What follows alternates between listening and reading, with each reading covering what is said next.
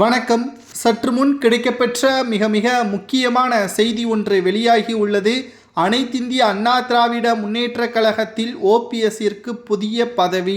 எடப்பாடி பழனிசாமி அவர்கள் நடத்திய செயற்குழு கூட்டம் செல்லாது என்று தேர்தல் ஆணையம் அறிவித்திருக்கக்கூடிய நிலையில் வருகின்ற 19ஆம் தேதி அதிமுகவில் இருந்து ஓபிஎஸ், எடப்பாடி இவர்கள் இருவரும் தலைமை தேர்தல் அலுவலகத்திற்கு டெல்லிக்கு சென்று தங்களுடைய கருத்துக்களையும் இரட்டை இலை சின்னம் முடக்கப்படுமா அல்லது எங்களுக்குள் எந்த ஒரு பிரச்சனையும் இல்லை, இது பொய்யான வழக்கு என்று இருவரும் நேரடியாக சென்று முறையிட்டால் மட்டும்தான் இரட்டை இலை சின்னத்தை பாதுகாக்க முடியும் என்று தற்பொழுது செய்திகளும் கிடைக்கப்பெற்றுள்ளது. ஆனால் ஓபிஎஸ் அவர்கள் எடப்பாடியுடன் சேர்ந்து செல்ல வேண்டும் என்றால் அதிமுகவில் எனக்கு மிக முக்கியமான பொறுப்பு வழங்க வேண்டும்.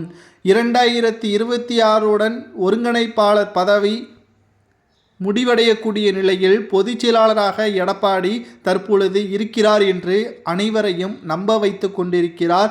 அவர் அந்த பதவியை ராஜினாமா செய்ய வேண்டும், எனது ஒருங்கிணைப்பாளர் பதவியின் காலம் நீட்டிக்கப்பட வேண்டும் என்றும் இதை ஒரே தீர்மானமாக அதிமுகவின் அவசர கூட்டத்தை ஏற்பாடு செய்து அதிமுகவின் அவைத்தலைவர் தமிழ்மகன் உசேன் அவர்கள் அறிவிக்க வேண்டும் என்று ஓபிஎஸ் அவர்கள் கூறியுள்ளார்.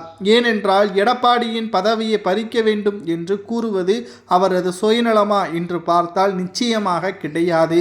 எம்ஜிஆர் அவர்களது மறைவிற்கு பிறகு அதிமுகவை பல வெற்றிகளை கொண்டு வந்தவர் ஜெயலலிதா அவர்கள். நிரந்தர பொதுச் செயலாளர் என்று அவருக்கு ஒதுக்கப்பட்ட பதவியே அதிமுகவின் கொள்கைகளை மாற்றி எடப்பாடி பறித்திருப்பதை ஏற்றுக்கொள்ள முடியாது என்று ஓபிஎஸ் அவர்கள் கூறியுள்ளார்.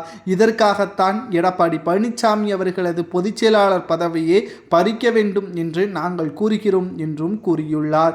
இல்லை என்றால் அவர் விருப்பம் போல் செயல்பட்டால் டெல்லிக்கு நாங்கள் செல்ல மாட்டோம், அப்படி சென்றாலும் எங்களுக்கு சாதகமான வாதங்களை மட்டும்தான் முன்வைப்போம். இது இரட்டை இலை சின்னம் முடக்குவதற்கான வாய்ப்புகளை ஏற்படுத்தும். 2026 சட்டமன்ற தேர்தலில் புதிய சின்னம் கொடுக்கப்பட்டால் நிச்சயம் அதிமுக மிகப்பெரிய ஒரு தோல்வியை தழுவும். அது உங்களது கையில் தான் இருக்கிறது என்று வைத்திலிங்கம் மூலமாக ஓபிஎஸ் அவர்கள் தெரியப்படுத்தியிருக்கிறார். இன்னும் இரண்டு நாட்களே இருக்கக்கூடிய நிலையில் டெல்லிக்கு இருவரும் செல்லக்கூடிய நிலையில் ஓபிஎஸ் அவர்களது கோரிக்கைகளை ஏற்றுக்கொண்டால் புதிய பதவி ஓபிஎஸ்ஸிற்கு வழங்கப்படும், எடப்பாடியின் பொதுச் செயலாளர் பதவி பறிக்கப்படும் என்ற தகவல் அரசியல் வட்டாரத்தில் தீயாய் பரவி வருகிறது. இதை பற்றி உங்களது கருத்துக்களை மறக்காம கமெண்ட் வாயிலாக கூறுங்கள்.